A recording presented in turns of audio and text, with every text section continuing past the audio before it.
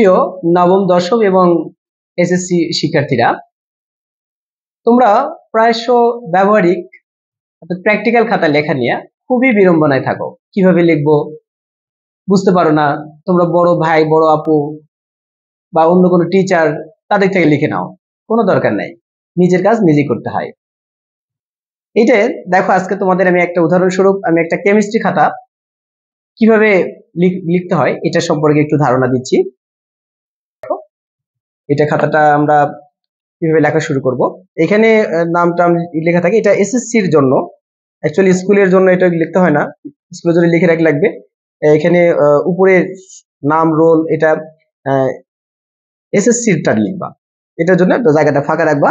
এখানে একটি স্টিকার মারার অপশন থাকে, এই শেষের দিকে একটা ইয়ে দেওয়া থাকে, পেজ দেওয়া থাকে, ওইটা স্টিকার দিয়ে এখানে সুন্দর করে রেজিস্ট্রেশন, রোল নাম্বার বা ইয়ার, নাম, এটা সুন্দর করে লেখা থাকে।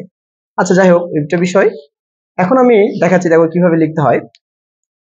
প্রথমে এখানে লেখা থাকে ইন্ডেক্স। তো ইন্ডেক্সটা আমরা লিখি যেমন বিভিন্ন তাপমাত্রায় তরল পদার্থের ব্যাপন হার পরীক্ষা। তাহলে পেজ নাম্বার হচ্ছে 1 থেকে 3। ডেট, যেই ডেটে যেই তারিখে তোমাদের স্যারেরা করাবেন সেই তারিখ অনুযায়ী এখানে শুরু করবে। এটা প্রথম serial number, name of experiment এখানে আছে, ওইটা সিরিয়াল নাম্বার 1, তারপরে 2, 3, এভাবে ক্রমান্বয়ে চলতে থাকবে। যে কয়টা করাবে এই সিরিয়াল অনুযায়ী এটা চলবে। এখন আসো, শুরুতেই আমরা 1 নম্বর যেটা করছি, যে বিভিন্ন তাপমাত্রায় তরল পদার্থের ব্যাপন হার পরীক্ষা, এইটা আমরা এখানে শুরু করেছি। বিভিন্ন তাপমাত্রায় পদার্থের কণার ব্যাপন হার পরীক্ষা, এক্সপেরিমেন্ট নম্বর 1, পেজ নাম্বার 1, তারিখ এখানে দেওয়া আছে। এটা বিগত সালের একটা খাতা। এইখানে প্রথম পেজে কোনো কিছু লেখা থাকবে না, এই পৃষ্ঠায় আমরা চিত্র আঁকাবো। প্রথম চিত্র, এইখানে আমরা চিত্র এখানে নাম্বার 1 অর্থাৎ ফিগার নম্বর, এখানে 1 নাম্বার 01 দিয়ে শুরু করব। আর এখান থেকে লেখা শুরু করব, যেটা আমরা শুরু করেছিলাম। এটা ডেট ছিল আসলে 20/7/2023 এটা ছিল। তাহলে এখন নেম অফ দ্য এক্সপেরিমেন্ট, বিভিন্ন তাপমাত্রায় তরল পদার্থের কণার ব্যাপন হার পরীক্ষা। তাহলে এখান থেকে আমরা শুরু করব। মূল তত্ত্ব, এইখানে শিক্ষার্থীরা লিখেছে, এখান থেকে আমরা নিচে এই ফুল এখান থেকে লিখলেও পারতাম, প্রথম লাইনটা এখানে নিচে নিয়ে সেখান থেকে শুরু করতে পারতাম। যাই হোক, এক একজনের লেখার স্টাইল এক এক রকম, এইভাবে লিখলেও মোটামুটি চলবে। এগুলো প্রয়োজনীয় যন্ত্রপাতি, কার্যপ্রণালী, প্রয়োজনীয় ডাটা সুন্দর করে এই ছকগুলো অ্যাকচুয়ালি পেন্সিল দিয়ে এই তথ্যগুলো লিখলে বেশি ভালো হয়।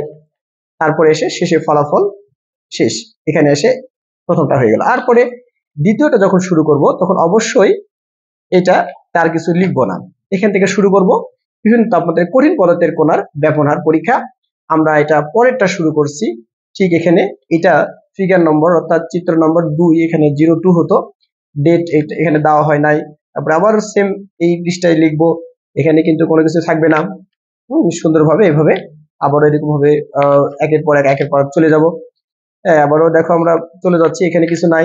পরেরটা এখানে আছে ঊর্ধ্বপতন প্রক্রিয়ার মাধ্যমে মিশ্রণ হতে দুটি উপাদানকে পৃথকীকরণ, আমরা এইভাবে আমরা চলে যাচ্ছি। এখানে ফিগার নাম্বার 3 সে দেয় নাই, এখানে এভাবে আছে। আবার এখান থেকে প্রক্রিয়া, এভাবে আমরা পুরোটাই একেবারে সুন্দরভাবে শেষ করব। আশা করি তোমরা বুঝতে পারছো।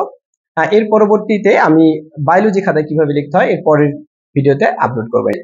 আশা করি তোমরা সকলে ভালোভাবে বুঝতে পারছো। ধন্যবাদ। পরবর্তী ভিডিও দেখার জন্য আমন্ত্রণ রইল। আল্লাহ হাফেজ।